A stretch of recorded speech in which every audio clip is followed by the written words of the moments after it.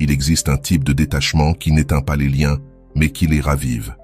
Un détachement si subtil qu'il ne crie pas, ne poursuit pas, ne réclame rien.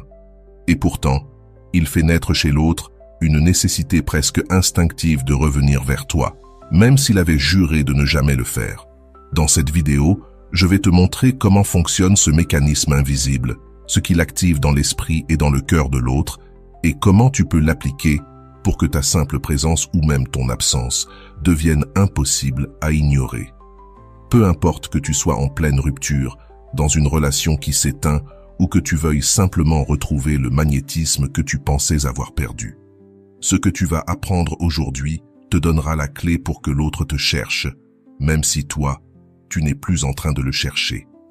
Alors, comme toujours, je te demande de mettre un like et de t'abonner. C'est totalement gratuit pour toi et ça m'aide énormément. Et si ce message résonne avec toi, partage-le à quelqu'un qui pourrait aussi en avoir besoin. Mais attention, le détachement dont je parle n'est pas un caprice. Ce n'est pas disparaître pour effrayer l'autre et le forcer à revenir. Ce n'est pas un jeu de manipulation. Le vrai détachement que je vais te révéler aujourd'hui est autre chose. Quelque chose que ton âme reconnaît comme une vérité, mais que ton esprit n'avait peut-être pas encore compris. Le vrai détachement, celui qui fait que l'on te recherche, même quand tu ne le veux pas, ne naît ni de la colère, ni d'une indifférence forcée. Il naît d'un magnétisme silencieux qui se déclenche lorsque ton énergie cesse de courir derrière l'autre pour se tourner vers toi-même. Imagine cette scène. Tu as été obsédé par quelqu'un, analysant ses paroles, ses silences, ses gestes, ses messages. Et puis, un jour, sans drame, sans confrontation, quelque chose change en toi. Tu ne décides pas de le punir par ton absence. Tu réalises simplement que ton temps, ta paix et ta vie ne peuvent plus tourner autour de l'incertitude d'une autre personne. Et à cet instant précis, presque sans t'en rendre compte, tu actives une force que l'autre ne comprend pas, mais qu'il ressent. Le détachement qui attire n'est pas froid ni calculateur. Il est chaleureux envers toi-même et, en même temps, inébranlable dans tes limites. Quand tu l'appliques, ce n'est pas que tu pars pour toujours, c'est que tu deviens inatteignable sur le plan où l'on te tenait prisonnier. Comme si tu avais changé de fréquence émotionnelle. Tu ne vibres plus dans l'anxiété de l'attente, mais dans la plénitude de l'être. Et cette différence, elle se sent. Avant de continuer, si tu n'es pas encore abonné à ma chaîne YouTube, je t'invite à le faire dès maintenant. En t'abonnant, tu seras informé de toutes mes nouvelles vidéos, ce qui te permettra de ne rien manquer de contenu précieux. Je vais te raconter une histoire. Une femme appelée Cassandra m'a un jour confié son expérience. Elle vivait une relation où tout tournait autour de lui, ses besoins, ses caprices, son rythme. Elle pensait que la seule manière de le garder était d'être toujours disponible. Mais un jour, épuisée, elle a repris sa vie, ses routines, ses hobbies, ses amis. Elle ne l'a pas fait pour le provoquer, mais parce qu'elle en avait assez de se sentir en pause. Le résultat, en moins de 2 semaines, il est passé de réponses froides à des messages insistants, cherchant la moindre excuse pour la voir. Pourquoi? Parce que le détachement authentique n'est pas une décision de l'autre, c'est une vibration que son inconscient perçoit. Ton absence cesse d'être un vide facilement comblé. Elle devient un manque qu'il ne sait pas combler, car ce n'est pas physique, c'est émotionnel. Le plus puissant avec ce type de détachement, c'est qu'il n'a pas besoin d'annonce. Tu ne dis pas « je vais m'éloigner pour que tu me respectes ». Non. Tu reviens simplement vers toi. Tu réinvestis ton énergie dans ce qui te nourrit, ce qui te fait grandir, ce qui te rappelle qui tu es quand tu n'essaies pas d'impressionner qui que ce soit. Et ce changement, invisible aux yeux, devient un cri silencieux pour le cœur et l'esprit de l'autre. Carl Jung expliquait que l'inconscient se raccroche aux schémas qui lui donnent une charge émotionnelle. Quand cette charge disparaît de son lieu habituel, l'inconscient entre automatiquement en quête. Ce n'est pas rationnel, c'est instinctif. Beaucoup se trompent ici. Ils confondent détachement avec froideur. Ils croient qu'ignorer ou bloquer, c'est pareil. Mais non. La froideur réveille de la résistance, parfois même de l'orgueil. Le détachement véritable, lui, réveille la curiosité et l'attraction. La différence est dans l'intention. Tu ne t'éloignes pas pour provoquer, tu t'éloignes pour te préserver. Et oui, ce magnétisme silencieux demande du courage, car il t'oblige à lâcher l'illusion du contrôle. Tu ne peux pas savoir quand ni comment l'autre réagira. Mais là est ta vraie force. L'important n'est pas qu'il revienne, mais que toi, tu ne reviennes jamais au point de dépendance émotionnelle d'où tu es sorti. Le détachement n'est pas une stratégie pour être aimé. C'est la conséquence naturelle de l'amour que tu te portes, assez fort pour refuser de rester là où ton âme se rétrécit. Et le plus beau, c'est que ce principe ne s'applique pas seulement aux relations amoureuses. Il fonctionne aussi avec les amitiés, les relations familiales, même dans le milieu professionnel. Quand tu arrêtes de courir après la reconnaissance, la validation ou l'attention et que tu commences à te soutenir toi-même, le monde réagit presque magiquement. Ce qui t'ignorait commence à te ressentir comme nécessaire. Voilà la première clé. Ne vois pas le détachement comme une fuite, mais comme un recentrage. Ce n'est pas laisser un espace vide pour que l'autre le remplisse. C'est remplir ton propre espace pour que l'autre le remarque. C'est cela, le magnétisme silencieux. Et crois-moi, une fois que tu l'auras expérimenté, tu n'accepteras plus jamais de vivre en mendiant des miettes d'attention. L'être humain, en particulier dans les liens affectifs, réagit de manière intense face à la perte ou à la diminution de ce qu'il considère comme une ressource précieuse. Quand ton attention est dispersée partout, elle ne vaut rien. Mais lorsqu'elle est bien administrée, elle devient un luxe. Carl Jung expliquait que l'inconscient projette de la valeur en fonction de ce qu'il perçoit comme difficile à obtenir. Si tu es toujours là, peu importe la manière dont on te traite, ta valeur perçue diminue. En revanche, si ton attention est alignée avec ton estime de toi et tes limites, elle devient un symbole de respect envers toi-même. Et ce qui est le plus intéressant, c'est que tu n'as pas besoin de le dire. Tu n'as pas besoin d'annoncer « je vais arrêter de te prêter attention ». C'est ton changement d'énergie, l'absence de tes gestes habituels, qui envoie le message le plus puissant. Peut-être qu'ici surgit une peur. Et si la personne s'éloigne complètement? La réponse est simple, bien que dure. Si quelqu'un s'éloigne parce que tu as cessé de lui donner ton attention gratuitement, c'est que cette personne n'était jamais là pour toi, mais seulement pour l'énergie gratuite que tu lui offrais. Dans ce cas, ta perte est en réalité ton plus grand gain. C'est ici que se croisent le détachement et la gestion de ton attention. Il ne s'agit pas d'ignorer l'autre par orgueil, mais de reconnaître que ton attention est une véritable monnaie d'échange. L'investir là où il n'y a pas de réciprocité revient à verser de l'eau dans un seau troué. La seule façon de lui donner de la valeur, c'est de l'utiliser de manière consciente. Le vrai magnétisme ne naît donc pas du fait de donner davantage, mais du fait de donner mieux. Il ne s'agit pas de disparaître complètement, mais d'être là où tu veux être et non là où tu crois devoir être par peur de perdre. Parce que voici la grande vérité. Plus tu as peur de perdre quelqu'un, plus il est facile qu'il te perde. Et voici ce qui devient puissant. Lorsque tu traites ton attention comme une monnaie précieuse, l'autre ne remarque pas seulement ton absence, il commence à se demander pourquoi il l'a perdue. Et cette question, ce vide, cette inquiétude, deviennent le début de sa recherche. Ton absence peut alors devenir plus présente que ta présence elle-même. Car si ton attention est la monnaie, ton absence bien gérée est comme un message gravé en or. L'un des gestes les plus déstabilisants que tu puisses faire, c'est le calme véritable. Mais attention, je ne parle pas d'une fausse tranquillité pleine de rancune ou de fierté cachée. Je parle d'une sérénité authentique, celle qui naît quand tu lâches vraiment le besoin de contrôler ce que l'autre pense, ressent ou décide. La plupart des gens, quand ils sentent que l'autre s'éloigne, réagissent.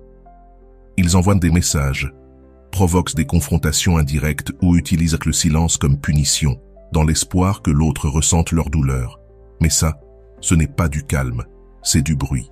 Et le bruit, même déguisé en froideur, trahit toujours l'anxiété. La vraie sérénité est différente. C'est cette force intérieure silencieuse qui envoie un message clair. Je vais bien avec toi ou sans toi. Et ce message, quand il est vrai, ne peut pas être imité. Ta voix change, tes gestes changent, même l'énergie que tu transmets dans un simple regard change. Et cela déstabilise profondément celui qui s'attendait à ce que tu réagisses avec intensité à son silence ou à son absence. Imagine quelqu'un qui s'attend à ce que tu exploses, que tu réclames, que tu cherches à récupérer son attention. Et tout ce qu'il reçoit, c'est un comportement normal, poli, mais pas excessif. Pas de tension, pas de poursuite, pas de drame. Juste un équilibre qui ne correspond pas au scénario qu'il avait prévu pour toi. Et sans le savoir, tu brises une de ses certitudes les plus ancrées. Il ne peut plus prévoir tes réactions. Et c'est là que la curiosité s'éveille.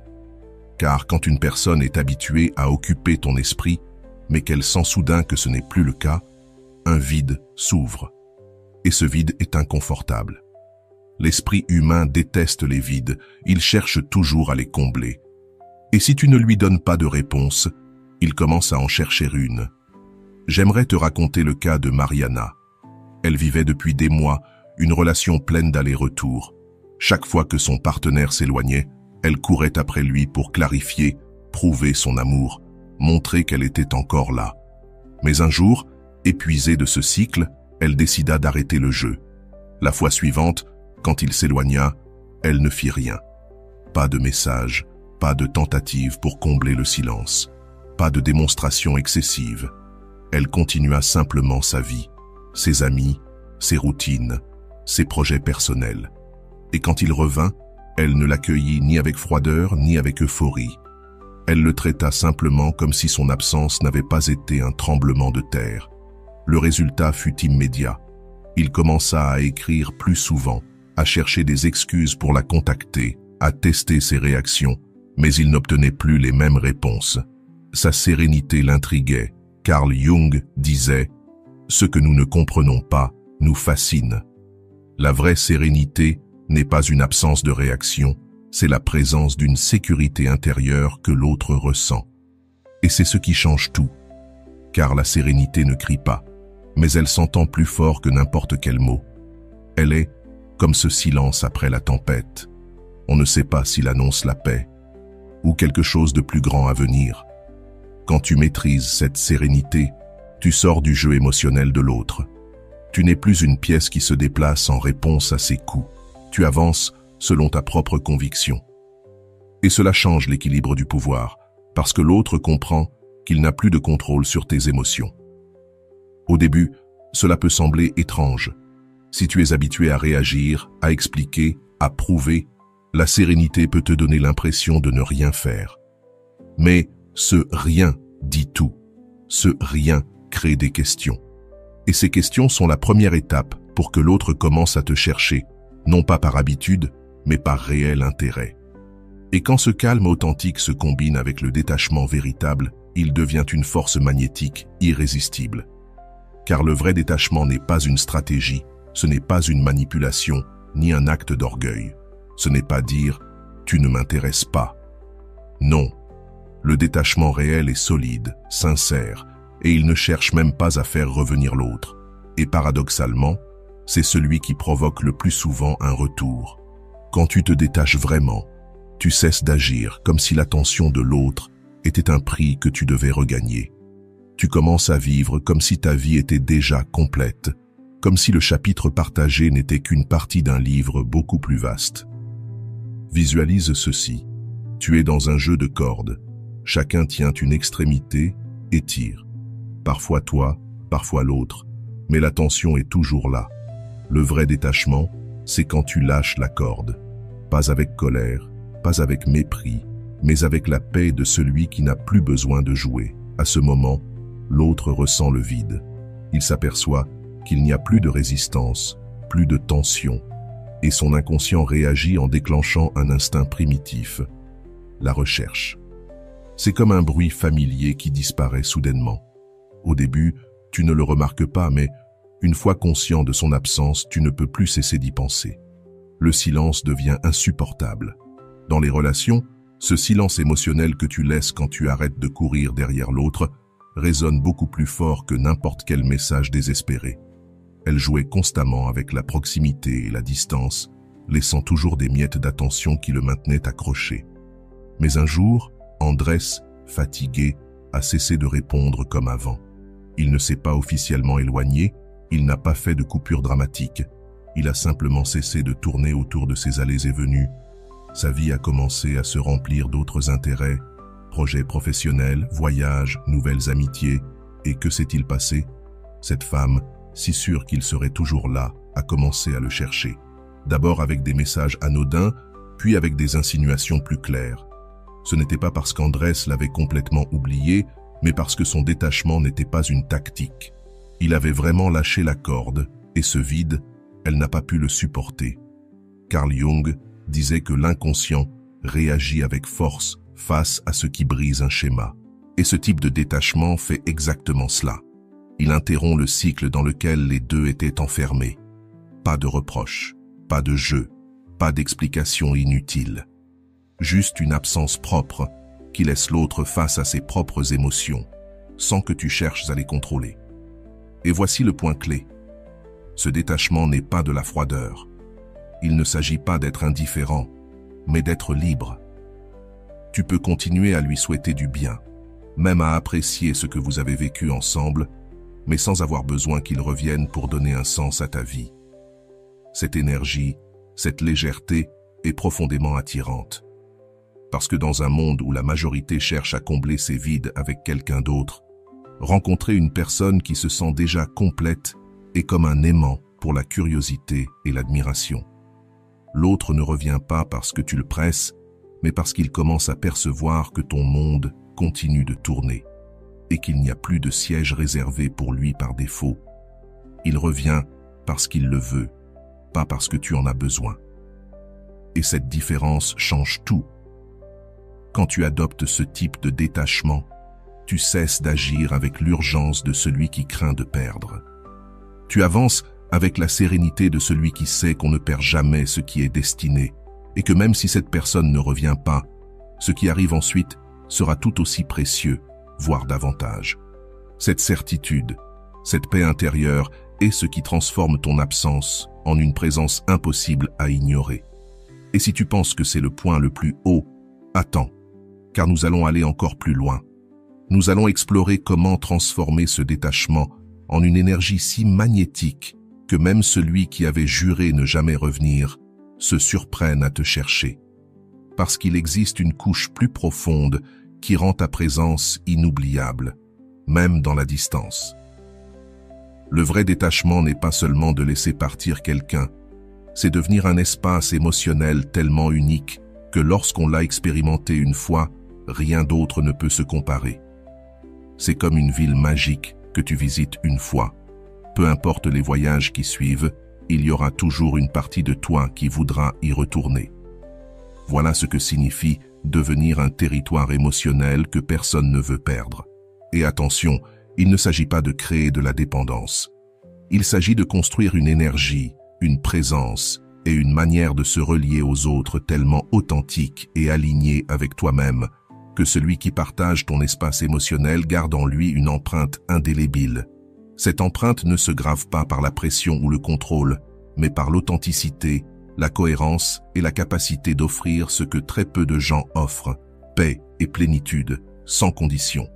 Réfléchis-y. La plupart des relations, même les plus intenses, sont pleines de bruit. Il y a des attentes, des reproches, des insécurités et de petits jeux de pouvoir. Mais quand tu deviens quelqu'un qui sait simplement être, qui n'a pas besoin de contrôler, qui vibre depuis un lieu d'abondance et non de manque, le contraste est saisissant. Ta présence devient un refuge. Et ce type de refuge ne s'oublie jamais. Je me souviens de Laura, une femme qui avait passé des années à courir après la validation de partenaires qui la faisaient se sentir insuffisante. Un jour, après un grand effondrement émotionnel, elle décida qu'elle n'allait plus jamais mendier de l'affection ni se battre pour de l'attention. Elle commença à travailler sur elle-même. Thérapie, passion personnelle, routine qui lui donnait de l'énergie. Des mois plus tard, lorsqu'elle recroisa l'un de ses ex, il lui dit une phrase qu'elle n'a jamais oubliée. « Je ne sais pas ce que tu as, mais être avec toi, c'est comme rentrer à la maison après une tempête. » Voilà le pouvoir d'être un territoire émotionnel. Les gens ne te cherchent pas parce qu'ils ne peuvent pas vivre sans toi, mais parce qu'avec toi, ils se sentent plus eux-mêmes que jamais. Et cette sensation dans un monde chaotique, est un luxe. Jung dirait que cela se produit parce que ton énergie n'est plus teintée par l'ombre du besoin. Ton inconscient et ton conscient travaillent en harmonie, et cela crée un champ vibratoire que l'autre perçoit comme de la stabilité et de la vérité. Et voici le détail qui rend cela irrésistible. Quand tu combines ce territoire émotionnel avec un détachement réel, tu crées l'équilibre parfait entre proximité et liberté. Tu n'es pas là chaque jour à lui rappeler ton existence. Tu ne l'étouffes pas avec ton attention. Tu ne remplis pas l'espace avec ton anxiété. Tu laisses de l'air. Et c'est dans cet espace que l'autre commence à valoriser ce que tu étais quand tu étais présent. Imagine ton énergie comme un paysage unique. Des montagnes, une rivière cristalline, un ciel dégagé. Celui qui passe par là ressent de la paix, de la force, de la beauté. Mais ensuite, tu fermes volontairement l'accès, pas pour punir, mais parce que ce paysage est réservé à ceux qui savent en prendre soin. De l'extérieur, certains chercheront un équivalent, mais ils ne le trouveront pas. Cette rareté de l'authentique réveille le désir de revenir. Et voici la clé finale. Tu ne peux pas devenir un territoire émotionnel si tu ne t'élis pas toi-même en premier. Tu ne peux pas être un refuge si tu vis une guerre intérieure. Tu ne peux pas offrir de la stabilité si tu vis dans l'insécurité. Ton vrai travail n'est donc pas de penser à comment le faire revenir, mais de faire de ta vie un espace si plein que même toi tu voudrais y rester pour toujours. Cette cohérence intérieure se transmet sans que tu dises un mot. Et quand tu atteins cet état, peu importe si l'autre revient ou non. Parce qu'en réalité, l'objectif n'a jamais été qu'il revienne, mais que tu cesses de te perdre toi-même dans le processus. Et curieusement, c'est justement quand tu cesses de te perdre que les autres commencent à craindre de te perdre. C'est ainsi que tu fermes ce cercle. Pas avec un message, pas avec un « tu me manques », pas avec un jeu pour provoquer de la jalousie. Tu le fermes en devenant la personne qu'on se souvient, non seulement pour ce qu'elle était, mais surtout pour ce qu'elle faisait ressentir. Car c'est cela, la mémoire émotionnelle la plus puissante, celle d'avoir été dans un lieu où l'on pouvait être soi-même, sans masque, et de savoir que ce lieu, c'était toi. Et c'est là que tu passes, sans t'en rendre compte, de celui qui espérait être choisi à celui qui décide qui peut entrer. C'est le détachement le plus fort et l'attraction la plus imparable. Crois-moi, quand quelqu'un comprend que l'accès n'est plus automatique, il fera tout pour franchir à nouveau cette porte. Et maintenant que tu es arrivé jusqu'ici, tu te rends compte d'une vérité que tu n'avais peut-être pas vue avec autant de clarté auparavant. Le véritable pouvoir ne réside pas dans le fait que quelqu'un t'élise, mais dans ta capacité à créer un espace émotionnel si unique que celui qui l'a connu sans qu'y renoncer serait perdre une partie de lui-même. Voilà le détachement qui ne se crie pas, qui ne se négocie pas, qui ne se mendie pas. C'est un détachement construit de l'intérieur qui transforme ta présence en un luxe que tout le monde ne mérite pas. Si ce message résonne en toi aujourd'hui, c'est que tu es déjà prêt à cesser de courir derrière l'attention des autres et à commencer à attirer depuis ton centre. Prêt à devenir cette personne qu'on redoute de perdre, non parce que tu menaces, mais parce que ton absence crée un vide difficile à combler. Je veux que tu prennes une décision claire dès maintenant, pas une vague promesse qui s'oublie demain. Une déclaration ferme, adressée à ton inconscient. Écris-la en commentaire comme un engagement envers toi-même. À partir d'aujourd'hui, je décide qui a accès à mon énergie. Écris-le ci-dessous, parce qu'en le faisant, tu ne te contentes pas de l'affirmer, tu commences à le vivre. Et si tu veux que ce message continue de travailler en toi, reviens voir cette vidéo chaque fois que tu sentiras que ta valeur dépend de l'attention de quelqu'un d'autre. Ici, tu trouveras le rappel qui te maintiendra ferme. Si ce message a résonné dans ton âme, abonne-toi maintenant pour continuer à élever ton énergie avec chaque nouvelle vidéo. Mets un like à ce contenu pour qu'il puisse toucher d'autres âmes qui ont besoin de l'entendre. Partage cette vidéo et je t'attends demain avec un nouveau message. À demain.